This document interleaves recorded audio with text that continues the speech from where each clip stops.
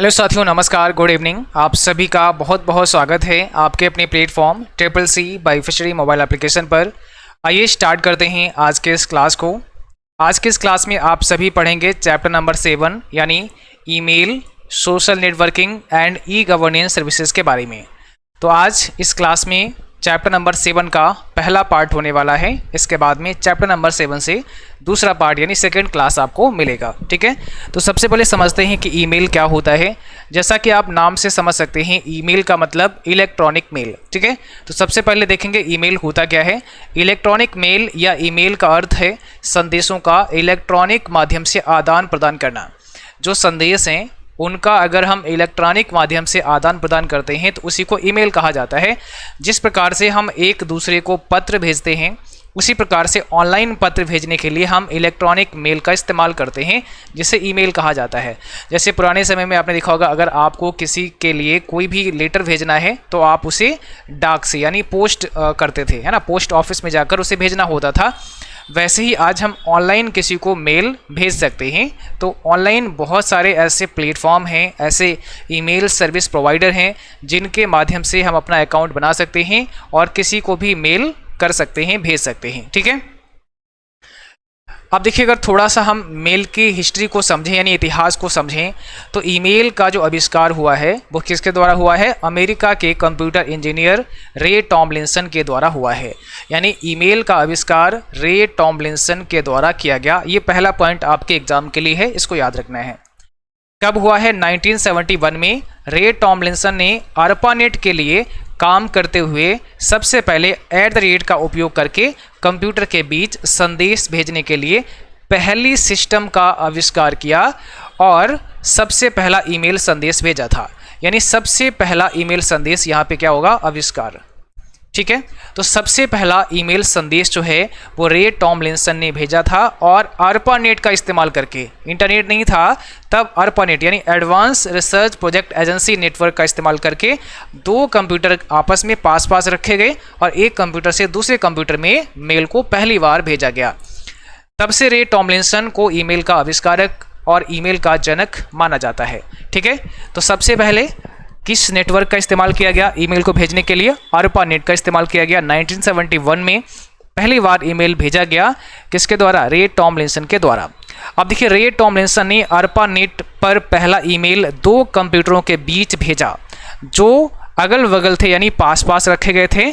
जिसमें लिखा क्या था, ये भी एग्जाम में कई बार पूछ देते हैं कि पहली बार जब रे टॉमलिंसन ने अपने लिए ही मेल भेजा इस कंप्यूटर से पास वाले कंप्यूटर में, तो क्या लिख करके भेजा? तो उन्होंने कुछ इस प्रकार से लिखा था, QWERTY, ऐसे लिखा था QWERTY UIOP, ये उन्होंने मेल में लिखा था, या 1 2 3 टेस्टिंग लिखा गया था। ठीक है ना, तो जब पहली बार मेल भेजा गया था तो ये वर्ड यहाँ पर लिखे गए थे, ये आपको याद रखना है। तो ये तो थोड़ा इतिहास के बारे में आपको पता चला कि ईमेल का आविष्कार कब हुआ, किसने किया और पहली बार ईमेल कब भेजा गया, किस नेटवर्क का यूज किया गया और जब पहली बार मेल भेजा गया तो उसमें क्या लिखा गया। अब अगर हम बात करें ईमेल एड्रेस की, क्योंकि जब हम किसी को मेल भेजेंगे तो उसका एड्रेस हमें पता होना चाहिए, तभी हम मेल भेज सकते हैं। जैसे मान लिया किसी को अगर हमें पत्र भेजना है तो जिसके पास पत्र भेज रहे हैं उसका पता आपको मालूम होना चाहिए। जिसके पास आप पत्र भेजेंगे उसका पता अगर नहीं मालूम होगा तो ऐसे पत्र कहाँ जाएगा। तो वैसे ही हम जब ईमेल किसी को भेजते हैं तो उसका एड्रेस हमें पता होना चाहिए। तो ईमेल जो एड्रेस होता है एक मानक के रूप में लिखे जाते हैं या दो भागों में विभाजित होते हैं। ईमेल पता दो भागों में बटा होता है। पहला पार्ट यूजर नेम, दूसरा part domain name. First part user name, दूसरा part domain name. User name तथा डोमेन नेम को एक विशेष संकेत जिसे @ का सिंबल कहा जाता है के द्वारा अलग किया जाता है। पहला पार्ट यूजर नेम, दूसरा पार्ट डोमेन नेम को विशेष संकेत @ के सिंबल से दोनों को अलग किया जाता है। ईमेल सेवा देने वाली बहुत सी अलग अलग वेबसाइट हैं जिन्हें ईमेल सर्विस प्रोवाइडर कहा जाता है। जो ईमेल की सर्विस प्रोवाइड करते हैं, बहुत सारे ईमेल सर्विस प्रोवाइडर हैं, उन्हें ईमेल सर्विस प्रोवाइडर के नाम से जाना जाता है। जो ईमेल को होस्ट करते हैं अर्थात अपने सर्वर पर ईमेल को स्टोर करते हैं। ठीक है, यानी उनके सर्वर पर आपका ईमेल अकाउंट बन जाता है और अब आप ईमेल सर्विस का लाभ उठा सकते हैं, इस सेवा का लाभ ले सकते हैं। तो बहुत सारे ऐसे ईमेल सर्विस प्रोवाइडर हैं, जैसे जीमेल आप सब जानते हैं सबसे पॉपुलर है आपका, तो आप सब का अकाउंट जीमेल पर होगा, है ना, आप सभी ने जीमेल पर अपना अकाउंट बनाया होगा। तो जीमेल गूगल का ही है और सबसे पॉपुलर है आपका। इसके बाद mail.com पर भी आप बना सकते हैं, AOL मेल पर भी आप बना सकते हैं, ठीक है। याहू मेल भी काफ़ी फेमस है, इस पर भी आप बना सकते हैं। तो ये इंडेक्स मेल हो गया आपका, जोहो मेल हो गया आपका, GMX हो गया आपका, ठीक है, प्रोटॉन मेल आपका हो गया। ये तमाम क्या है, ईमेल सर्विस प्रोवाइडर हैं। आप जीमेल पर बना सकते हैं, याहू पर बना सकते हैं, रेडिफ मेल होता है, हॉट मेल होता है, तो हॉट मेल पर भी बना सकते हैं, रेडिफ मेल पर भी आप अपना अकाउंट बना सकते हैं। तो यहाँ पर अकाउंट बनाने के बाद अब आप किसी को भी मेल भेज सकते हैं। तो इतना आपके समझ में आ गया कि ईमेल क्या होता है, इसको इलेक्ट्रॉनिक मेल कहते हैं। बहुत सारे बच्चे जीमेल और ईमेल में अंतर नहीं जानते हैं, तो अभी आपको अंतर भी समझ में आ जाएगा। ईमेल एक कॉमन नेम है, ईमेल का मतलब इलेक्ट्रॉनिक मेल। जब हम इलेक्ट्रॉनिक मेल जब हम भेजते हैं किसी को, जब हम मेल करते हैं किसी को, तो ये इलेक्ट्रिक फॉर्म में होता है, ना कि ये जैसे आप जब किसी को पत्र लिखते हैं तो नॉर्मली हम पोस्ट ऑफिस में जाते हैं, उसके बाद वहाँ पे डालते हैं, है ना, उसको स्पीड पोस्ट कराते हैं, तभी वो किसी के पास पहुँचता है। बट यहाँ पे ये सारा काम इलेक्ट्रॉनिक माध्यम से होता है, इसलिए इसको इलेक्ट्रॉनिक मेल कहा जाता है। लेकिन जीमेल क्या है, जीमेल एक प्रकार का गूगल मेल है। तो गूगल मेल क्या काम करता है, ये आपको ईमेल भेजने की सुविधा प्रोवाइड करता है। इसको आप ऐसे मान लो जैसे आपका जो स्पीड पोस्ट ऑफिस है ना, पोस्ट ऑफिस आप कहें, या आप इसको हिंदी में डाकघर कहें, तो जो आपका डाकघर है या पोस्ट ऑफिस है, वही काम आपका जीमेल करता है। आपका पोस्ट ऑफिस क्या करता है, आपसे आपका लेटर लेता है और आगे इसको भेजता है गंतव्य तक जहां इसको भेजना होता है। ऐसे जीमेल भी एक प्रकार का माध्यम है कि हम इस माध्यम का यूज करके अपना मेल किसी को भेज सकते हैं, जो भी हम लिखना चाह रहे हैं वो किसी को भेज सकते हैं। तो जीमेल एक प्रकार का सर्विस प्रोवाइडर है और ईमेल एक प्रकार का कॉमन नेम है, उसको हम इलेक्ट्रॉनिक मेल कहते हैं, ठीक है, ये ध्यान रखना है। अब देखिए, अगर हम बात करें इसमें सबसे पहला जो हमारा सर्विस प्रोवाइडर है जीमेल, तो जीमेल की अगर हम बात करें तो इसका पूरा नाम होता है गूगल मेल, ठीक है। और गूगल मेल का आविष्कार पॉल वचेट के द्वारा किया गया था। 1 अप्रैल 2004 को इसका आविष्कार हुआ जीमेल का।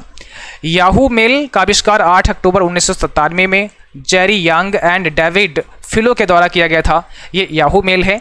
तथा याहू सर्च इंजन का आविष्कार 1994 में ही हो गया था, यानी याहू मेल भी है और याहू सर्च इंजन भी है। तो सर्च इंजन बना था 1994 में और आपका याहू मेल बना था 1997 में, ठीक है। जेरी यंग एंड डेविड फिलो के द्वारा इसका निर्माण किया गया था। ये दोनों बातें याद रखनी है। अब थोड़ा स्ट्रक्चर समझते हैं, ईमेल का स्ट्रक्चर क्या होता है। तो ईमेल एड्रेस को अगर हम देखेंगे तो वहाँ पे एक डोमेन नेम होता है। डोमेन नेम क्या होता है, यह ईमेल पते का वह हिस्सा होता है जिसे सर्वर का नाम कहा जाता है, अर्थात जहाँ पर ईमेल स्टोर होते हैं सर्वर ही मेल को होस्ट करता है। तो आप जब ईमेल किसी को भेजेंगे तो वो डेटा भी कहीं ना कहीं स्टोर होना चाहिए ऑनलाइन, तो वो डेटा किसी न किसी सर्वर पर स्टोर होता है और वो जो सर्वर होता है उसका भी अपना एक नाम होगा, उसका भी अपना एक यूनिक नाम होगा। तो वो सर्वर हो सकता है कौन सा, gmail.com। तो gmail.com क्या है, एक प्रकार का मेल सर्वर है, यहाँ पर आप अपना अकाउंट बना सकते हैं, ठीक। तो डोमेन नेम इसको बोलेंगे या फिर सर्वर बोल सकते हैं, होस्ट बोल सकते हैं, जो हमारे डेटा को होस्ट करता है। दूसरा अकाउंट नेम या यूजर नेम होता है। एक ईमेल सर्वर एक व्यक्ति या लाखों लोगों के लिए ईमेल को होस्ट कर सकता है। अकाउंट नेम या यूजर नेम आपके यूजर के द्वारा सेट किया जाता है, अर्थात जब किसी मेल सर्विस प्रोवाइडर वेबसाइट पर अपना ईमेल खाता बनाते हैं उस समय आपको अपना एक यूनिक यूजर नेम बनाना पड़ता है।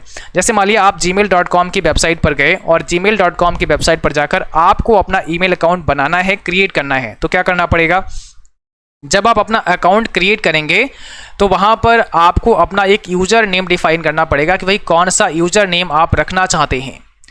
तो एक यूज़र नेम होता है, दूसरा डोमेन नेम होता है। डोमेन नेम वेबसाइट का नाम, जिस वेबसाइट पर आप अकाउंट बनाने जा रहे हैं, ठीक है।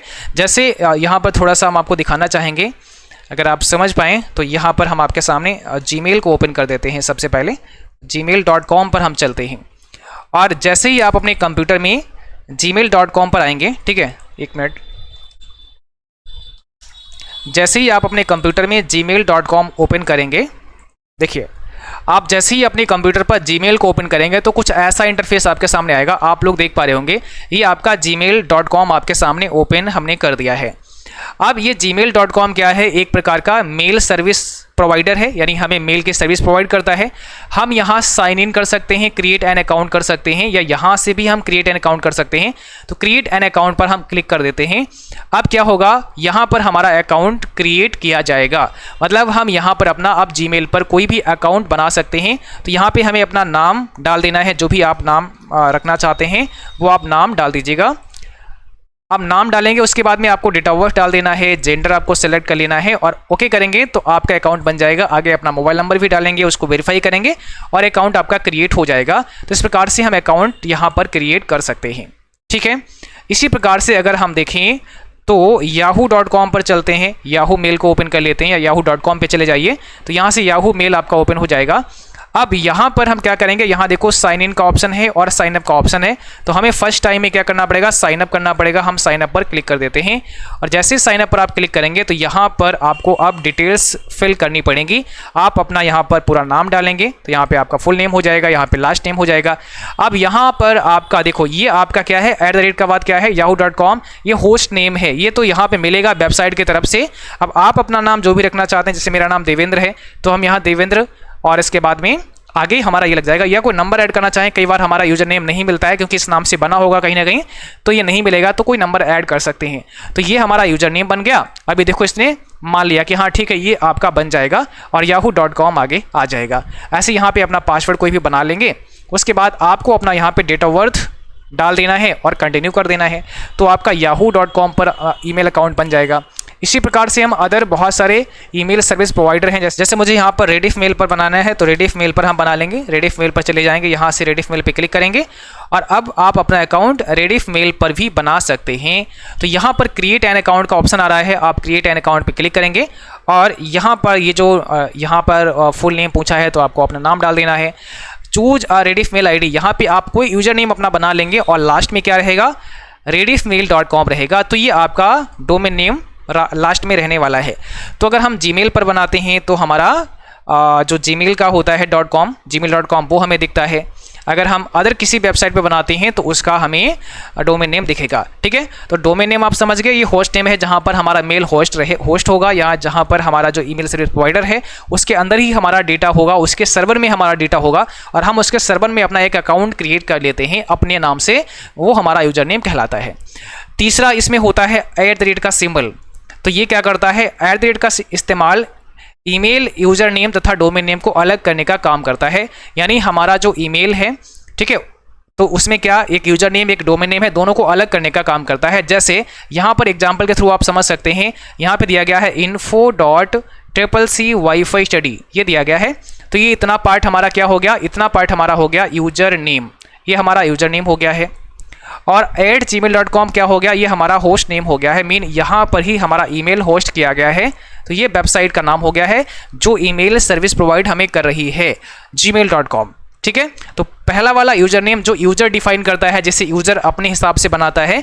लास्ट वाला gmail.com या अदर जो भी हो सकता है वो आपका सर्वर का नाम होता है। दूसरा एग्जांपल देखिएगा, जैसे हेल्प लिखा हुआ है, यूजर नेम हो गया, उसके बाद @ का सिंबल और आ गया है CCWiFi.com। तो यहाँ पर gmail.com आया ही नहीं है, क्यों, क्योंकि यहाँ पर हमने खुद अपनी वेबसाइट पर ही ईमेल अकाउंट क्रिएट कर दिया है। तो gmail.com हो सकता है, yahoo.com हो सकता है, कोई पर्सनल वेबसाइट भी हो सकती है, यानी किसी पर्टिकुलर वेबसाइट पर भी अकाउंट बनाया जा सकता है, जैसे CCCWiFi.com पर अकाउंट बनाया गया है। तो ऐसे यहाँ पे हेल्प हो गया। अब यहाँ हमने केवल हेल्प रखा है, आप चाहो तो यहाँ हेल्प डॉट कुछ और कर सकते हैं, या फिर आप info.CCWiFi@CCCWiFi.com कर सकते हैं। तो ये इस समय CCCWiFi.com क्या काम कर रहा है, ईमेल सर्विस प्रोवाइडर बन गया है। यानी इस समय CCCWiFi.com जो है वो ईमेल की सर्विस प्रोवाइड कर रहा है इसके लिए, ठीक है। तो यहाँ पर एक यूजर हमने तैयार कर दिया है, एक यूजर नेम सेट कर दिया है और ये हमारा एक अकाउंट यहाँ पर बन चुका है। अब हम इस मेल से किसी को मेल कर सकते हैं, कोई व्यक्ति यहाँ पर भी मेल कर सकता है, ठीक है। तो इस प्रकार से ईमेल एड्रेस होता है। अब मुख्य इसके दो भाग होते हैं, पहला पार्ट और दूसरा पार्ट। बीच में @ का सिंबल होता है जो दोनों को अलग करने का काम करता है। इतना आपके समझ में आ चुका है। अब अगर हम मेल जब भेजते हैं तो उसमें कितने पार्ट्स होते हैं थोड़ा उसको समझ लेते हैं। तो जब आप मेल भेजते हैं तो कंपोज पर क्लिक करना पड़ता है और यहाँ पे एक 2 का सेक्शन आता है। 2 के सेक्शन में हमें लिखना पड़ता है एड्रेस। क्या लिखना पड़ता है? एड्रेस। हम जिसको मेल भेजेंगे उसका ईमेल एड्रेस हमें पता होना चाहिए, तो 2 के सेक्शन में डालेंगे। सब्जेक्ट में हम डालेंगे टॉपिक, वही किस टॉपिक पर हम मेल भेज रहे हैं, है ना। तो जिस टॉपिक पर आप मेल भेज रहे हैं वो लिखना है। और नीचे यहाँ पे बॉडी होता है, इसके अंदर हमें अपना कंटेंट टाइप करना होता है, जो हम कहना चाह रहे हैं ईमेल के माध्यम से, जो हम लिखना चाह रहे हैं वो यहाँ पे लिखेंगे। नीचे कुछ फॉर्मेटिंग भी हम कर सकते हैं, जैसे टेक्स्ट का साइज बड़ा कर सकते हैं, बोल्ड कर सकते हैं, इटैलिक कर सकते हैं, टेक्स्ट का कलर बैकग्राउंड वगैरह चेंज कर सकते हैं, अलाइनमेंट के भी ऑप्शन होते हैं। और हम यहाँ से फाइल को अटैच कर सकते हैं। अब इसमें फाइल अटैच करने का जो आपका साइज है वो 25 MB तक का होता है। 25 MB तक की फाइल को हम इसमें जोड़ सकते हैं। 25 MB से अगर बड़ी फाइल है तो हम उसको यहाँ से जब अटैच करेंगे तो वो फाइल हमारी गूगल ड्राइव में सेव हो जाएगी। तो फिर गूगल ड्राइव के थ्रू हम उसको अटैच करके यहाँ से सेंड करते हैं, ठीक है। तो 25 MB तक की फाइल को ही हम जीमेल के द्वारा भेज सकते हैं। ये जीमेल का मेल सर्विस प्रोवाइडर जीमेल है, उसी का यहाँ पे इंटरफेस आप देख पा रहे होंगे, ठीक है। अब मेल बॉक्स की अगर बात करें तो मेल बॉक्स क्या होता है, तो मेल बॉक्स में बहुत सारे फोल्डर्स होते हैं हमारे जीमेल के अंदर। आप देखेंगे तो जैसे इनबॉक्स होता है, आउटबॉक्स होता है, ये सारे फोल्डर को मिला करके मेल बॉक्स का नाम दिया जाता है। अब मेल बॉक्स में सबसे पहला फोल्डर इनबॉक्स का होता है। तो इस फोल्डर में आपको जितने भी मेल प्राप्त हुए हैं वह दिखाई देते हैं। जो मेल आपके पास आए हैं, किसी और ने भेजे हैं आपके पास, वो सब इनबॉक्स में डिस्प्ले होते हैं। तो इनबॉक्स में प्राप्त मेल हमें दिखाई देंगे। एक होता है आउटबॉक्स, जो मेल किसी कारण से रिसीवर तक नहीं पहुंच पाते हैं वह मेल इस फोल्डर में सेव हो जाते हैं। जैसे नेटवर्क इश्यू हो गया, एड्रेस सही नहीं था, तो इस प्रकार से अगर किसी कारणवश वो मेल सेंड हो ही नहीं पाया तो वो आउटबॉक्स में आकर के स्टोर हो जाएगा। और आउटबॉक्स में जाके हम दोबारा मेल को क्या कर सकते हैं, दोबारा रीसेंड कर सकते हैं। फिर होता है सेंट बॉक्स। तो इस फोल्डर में सभी भेजे गए मेल होते हैं। जो मेल आपने किसी को भेजे हैं वो आपके जीमेल के अंदर सेंट बॉक्स का नाम का फोल्डर होगा, उसमें वो सेव हो जाएंगे। फिर एक होता है ड्राफ्ट नाम का फोल्डर। तो इस फोल्डर में वह मेल होते हैं जो अभी अधूरे हैं, अर्थात अभी लिखना बाकी है। तो ऐसे मेल जो आप कंपोज कर रहे होते हैं फिर उसको छोड़ देते हैं, लिखते नहीं हैं, वो अधूरे मेल आपके ड्राफ्ट में सेव हो जाते हैं। तो ड्राफ्ट में जाके वापस से उसे पूरा कर सकते हैं और फिर आप उसे सेंड कर सकते हैं, ठीक है। अब बात करते हैं स्पैम फोल्डर की। एक होता है स्पैम फोल्डर। तो इस फोल्डर में वह मेल सेव होते हैं जिसे जीमेल द्वारा स्पैम घोषित किया जाता है, अर्थात स्पैम मेल इस फोल्डर में सेव हो जाते हैं। बहुत सारे ऐसे अनवांटेड हमारे पास मेल आते रहते हैं जिसे अवांछित मेल कहते हैं या अनसोलिस्टेड मेल भी कहते हैं। तो स्पैम को अनसोलिस्टेड मेल के नाम से भी जाना जाता है। तो ये ऑटोमेटिकली जीमेल क्या करता है, आपके स्पैम फोल्डर में डाल देता है। उसको लगता है कि ये थोड़ा अनवांटेड है तो या इसमें कोई मालवेयर वगैरह हो सकता है, कोई वायरस हो सकता है, तो वो स्पैम में डाल देगा। तो स्पैम के अंदर जितने भी मेल होते हैं उनको आपको ओपन नहीं करना चाहिए, उनको डिलीट कर देना चाहिए, ठीक है। तो इसे अनसोलिस्टेड मेल के नाम से भी जाना जाता है या इसे जंक मेल भी कहते हैं। ये पॉइंट भी याद रखना है, इसे हम जंक मेल के नाम से भी जानते हैं, ठीक है। तो स्पैम समझ में आ गया। स्पैम फोल्डर होता है, वहां पर सभी ऐसे अनवांटेड मेल होते हैं जो जिनकी हमें आवश्यकता नहीं होती है, बट बहुत सारे मेल हमारे पास आते रहते हैं, वो अवांछित मेल यहाँ पर आ जाते हैं। एक होता है ट्रैश फोल्डर। तो इस फोल्डर में सभी डिलीट किए गए मेल होते हैं। इसमें 30 दिनों तक मेल रहता है, उसके बाद स्वतः डिलीट हो जाता है। आपने जो भी मेल डिलीट किया वो ट्रैश में चला जाएगा, परमानेंट डिलीट नहीं होगा, वो ट्रैश में चला जाएगा। और जब ट्रैश से डिलीट कर देंगे तो वो परमानेंट डिलीट हो जाएगा। लेकिन ट्रैश में चला गया और आपने डिलीट नहीं किया तो 30 डेज के बाद में वो ऑटोमेटिकली क्या होगा, डिलीट हो जाएगा। तो 30 डेज के बाद वो ट्रैश फोल्डर से ऑटोमेटिकली डिलीट हो जाएगा। अगर आप नहीं करते हैं फिर भी हो जाएगा। तो ट्रैश फोल्डर में क्या होता है, डिलीटेड मेल होते हैं। ये सारी बातें अच्छे से समझना है, दोबारा से क्लास देखना है। दोबारा से देखोगे तो सारी बातें क्लियर आपको समझ में आ जाएंगी। कुछ और पॉइंट आपके लिए हैं, जैसे जीमेल तथा याहू में अधिकतम 25 MB तक की फाइल को हम अपलोड कर सकते हैं। जीमेल और याहू मेल में हम अगर फाइल को अपलोड करना चाहें तो 25 MB तक की फाइल को ही अपलोड कर सकते हैं। आउटलुक में क्या होगा, 20 MB तक की फाइल को अपलोड कर सकते हैं अगर आउटलुक का इस्तेमाल कर रहे हैं। आउटलुक की भी बात हम आगे करेंगे। आउटलुक एक हमारा ईमेल क्लाइंट सॉफ्टवेयर है, उसके थ्रू अगर हम मेल करते हैं तो 20 MB तक की फाइल को ही हम अपलोड कर सकते हैं। और जीमेल में हमें टोटल स्टोरेज मिलता है 15 GB का। जीमेल में टोटल स्टोरेज कितना मिलेगा, 15 GB का हमें स्टोरेज मिल जाता है। ये एक टोटल स्टोरेज होता है। जीमेल होता है, इसमें गूगल फोटोज होता है, इसमें आपका ड्राइव होता है, गूगल ड्राइव जीमेल, फोटोज, ये सब मिलाकर के टोटल 15 GB डेटा हमें स्टोर करने के लिए मिलता है। उसके बाद में अगर हम और स्टोर करना चाहते हैं तो फिर हम इनके पैकेज को ले सकते हैं। मीन हमें फिर डेटा स्टोर करने के लिए स्टोरेज पैकेज जो है लेना पड़ेगा, मीन उसको परचेज करना पड़ेगा। ठीक है, चलिए अब देखिए थोड़ा सा इंटरफेस समझिएगा। ये आपका जीमेल यहाँ पे ओपन किया गया है, थोड़ा सा ब्लर कर दिया हमने, तो ये इंटरफेस आपका है। अब यहाँ पे सारे प्राइमरी मेल आपको दिखाई देंगे। जो मेल आपने नहीं पढ़े होते हैं वो थोड़ा हाईलाइट होते हैं, थोड़ा डार्क होते हैं। जो मेल आपने नहीं पढ़े होते हैं वो कैसे होते हैं, थोड़ा सा डार्क, थोड़ा सा हाईलाइट, थोड़ा सा डार्क दिखते हैं आपको। ठीक है, तो ये इनबॉक्स का ही यहाँ पर सब रहता है। पहले इनबॉक्स यहाँ लिखा गया है और 67 ईमेल ऐसे हैं जो आपने पढ़े नहीं हैं, वो यहाँ पर आपको दिख रहे हैं।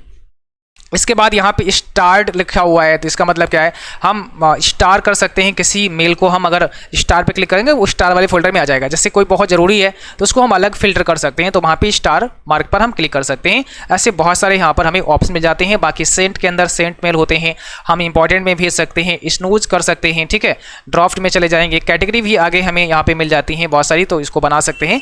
तो ये एक इंटरफेस होता है हमारे जीमेल का, जब हम किसी को जीमेल के माध्यम से मेल भेजते हैं। ये गूगल मेल का हमने बताया नहीं, जीमेल का हमने बताया।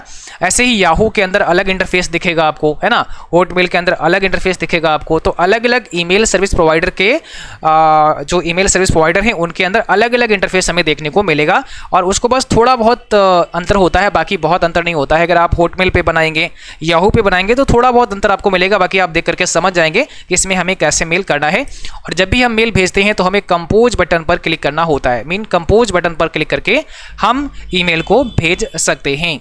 अब ईमेल के अंदर एक और पार्ट होता है ईमेल सिग्नेचर का। ईमेल सिग्नेचर का सबसे पहले हमने देखा कि वहाँ पे जो टू का सेक्शन है, तो टू का सेक्शन होता है। उसके बाद हमने देखा सब्जेक्ट का सेक्शन होता है, फिर कुछ हम लिख सकते हैं बॉडी के अंदर, फिर फाइल को अटैच कर सकते हैं, और लास्ट में हमारा ईमेल सिग्नेचर होता है। बहुत सारी कंपनियों के मेल आपके पास आते होंगे, तो आपने देखा होगा सबसे लास्ट में लिखा होता है थैंक्स विद रिगार्ड्स। तो थैंक्स विद का जो ऑप्शन है, थैंक्स विद रिगार्ड ऐसे लिखा होता है, और यहाँ पे लोगो वगैरह उनका लगा होता है। तो यही सिग्नेचर वाला पार्ट होता है। तो ईमेल सिग्नेचर के मेल के अंत में जोड़ा जाता है। जब आप मेल भेजते हैं तो लास्ट में ये ऐड हो जाता है। ईमेल सिग्नेचर में आप टेक्स्ट या पिक्चर आदि जोड़ सकते हैं, चाहे पिक्चर चाहे टेक्स्ट, चाहे दोनों। इसमें अधिकतम 10,000 कैरेक्टर हम लिख सकते हैं, यानी इसके अंदर 10,000 कैरेक्टर को लिखा जा सकता है। किसके अंदर? ईमेल सिग्नेचर में 10,000 कैरेक्टर को लिखा जा सकता है।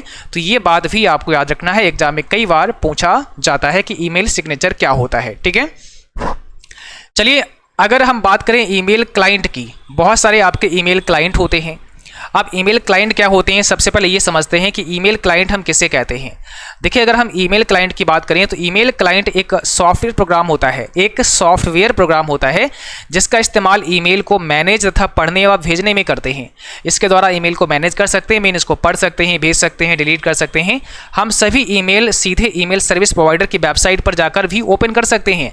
हम सीधे gmail.com पे चले गए, हम सीधे yahoo.com पे चले गए, मीन हम ईमेल सर्विस प्रोवाइडर की वेबसाइट पर जाकर के सीधे वेब पर लॉगिन करके हम एक्सेस कर सकते हैं। ये तो पहला तरीका हुआ कि हम वेब पर डायरेक्ट लॉगिन कर सकते हैं, अर्थात मेल को वेब पर एक्सेस कर सकते हैं।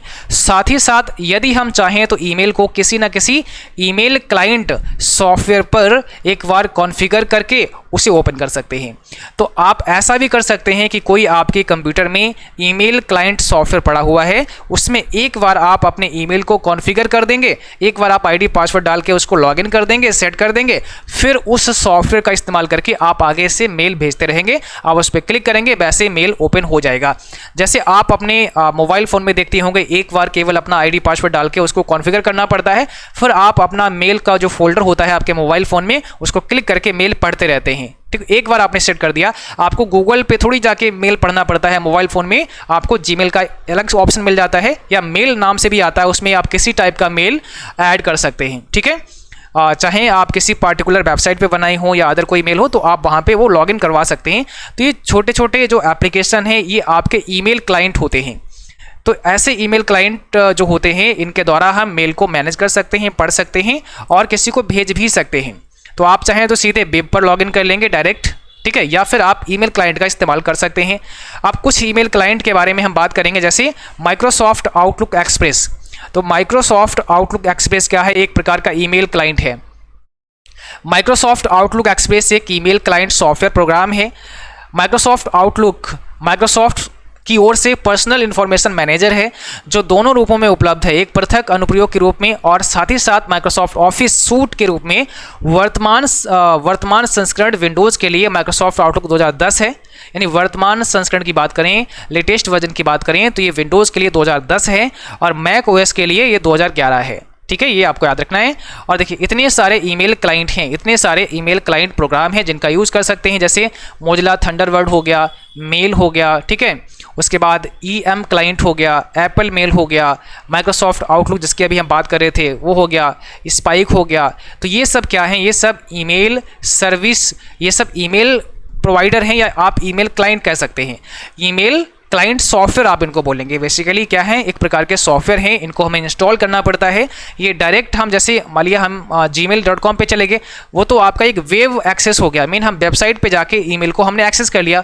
वो जीमेल हो सकता है, याहू हो सकता है या अदर कोई भी सर्विस प्रोवाइडर हो सकता है, उसकी वेबसाइट पर जाके आपने डायरेक्टली एक्सेस कर लिया। वर्ड जब हम एक सॉफ्टवेयर को डाउनलोड करते हैं तो वो हमारा एक क्लाइंट सॉफ्टवेयर बन जाता है। ठीक है, तो ये सब हमारे क्लाइंट सॉफ्टवेयर हैं जिनको हम डाउनलोड करके इंस्टॉल करेंगे और अब हम इसमें अपना पहली बार एक बार हम ईमेल को कॉन्फ़िगर कर देंगे, फिर हम इसका इस्तेमाल करते रहेंगे। ठीक है, एक और पॉइंट समझना है आई क्लाउड की। अगर हम बात करें तो आई क्लाउड क्या है, आई क्लाउड एप्पल इनकॉर्पोरेशन द्वारा विकसित एक क्लाउड सेवा है। ये 12 अक्टूबर 2011 को लॉन्च किया गया था। आई क्लाउड उपयोगकर्ताओं को Apple mail, Apple calendar, Apple photo, Apple notes, संपर्क यानी कॉन्टैक्ट, सेटिंग, बैकअप और फाइलों सहित सभी डिवाइसों में डेटा संग्रहित और सिंक करने में सक्षम बनाता है। अन्य उपयोगकर्ताओं के साथ सहयोग करने और फाइंड माई के माध्यम से संपत्तियों को ट्रैक करने के लिए भी इस्तेमाल किया जाता है। तो आई क्लाउड भी एप्पल इनकॉर्पोरेशन का एक ईमेल सर्विस प्रोवाइडर है। इसके माध्यम से भी हम ईमेल सर्विस का लाभ उठा सकते हैं जो एप्पल के डिवाइसेज हैं। यानी हम यहाँ पर अगर एप्पल स्टोर पर या आप यूँ कहें कि एप्पल की वेबसाइट पर जाकर हमें ईमेल अकाउंट बनाना है तो आई क्लाउड पर जाकर आप अपना अकाउंट क्रिएट कर सकते हैं। आई क्लाउड एक एप्पल का ईमेल सर्विस प्रोवाइडर है जहाँ पर जाके अपना अकाउंट आप बना सकते हैं। ठीक है, उसके बाद में बहुत सारे क्लाइंट हैं जैसे मोजिला थंडरबर्ड, जैसे मैंने बताया, मेल हो गया, स्पाइक हो गया, ईएम क्लाइंट हो गया, एप्पल मेल हो गया, क्लॉज मेल हो गया। ये सब आपके क्या हैं, ईमेल क्लाइंट हैं। ठीक है, तो आज के सेशन में बस इतना ही रखेंगे। इसके बाद में कुछ और थोड़ा बहुत ईमेल से हम लोग पढ़ेंगे, फिर सोशल नेटवर्किंग साइट के बारे में समझेंगे। ये चैप्टर बहुत बड़ा नहीं है, मुझे लगता है मिनिमम 2 क्लास या मैक्सिमम 3 क्लास में ये पूरा चैप्टर आपका कंप्लीट होने वाला है और उसके बाद में चैप्टर नंबर 8 और 9 को हम लोग कंप्लीट करने वाले हैं। तो आगे के चैप्टर अब बहुत ज़्यादा बड़े नहीं हैं क्योंकि चैप्टर 1, 2, 3, 4, 5, 6 ये काफ़ी लेंथी चैप्टर थे जो हमने कंप्लीट कर लिए हैं।